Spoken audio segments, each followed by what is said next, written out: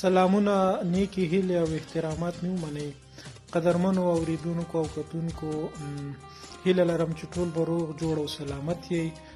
نن در سره د لر او بر وطن د نوموړي وتلي شاعر قدرمن عبدالباري جهاني صاحب نظم شریکومه چې د پښتنو د ستر ځوان مشر منظور پښتون ته یې لیکلی دی.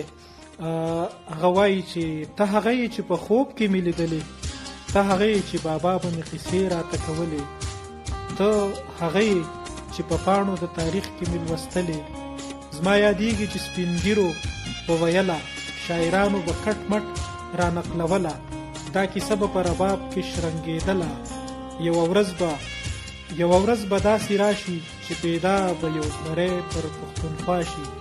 د ای پی د مورچلونو وخت به بیا شي، د مکار دښمن په کور کې به غوغا شي، یو زلمی به په ویده قام کې پیدا شي چې منظور به هم د قام هم د الله شي.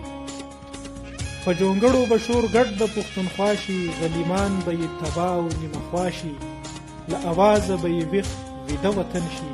ورته جوړ به د قامونو انجمن شي. زلزله به یې په کور کې د دښمن شي، ته هغه یې چې په خوب کې مې لیدلې، په والله چې ته هغه یې بل څوک نه یې چې په پاڼو د تاریخ کې مې لوستلې. ما لیدل د پښتنو بیړۍ ډوبېږي، ما ویل چې یو سالار به پیدا کېږي، پښتونخوا له درانه خوبه راپاڅېږي، زولنۍ د زندانونو به ماتېږي، تر اټکه تر هلمند څپې رسېږي، نن یې وار د پاڅېدو دی، نن زندان د ماتېدو دی، نن پښتون پر ویښېدو دی، تور پنجاب پر لړېدو دی. نن به واخلي د تاریخ کرښې نومونه، نن به توره د خوشحال راوړي رنګونه، نن به ریږدي د فرنګ د زوی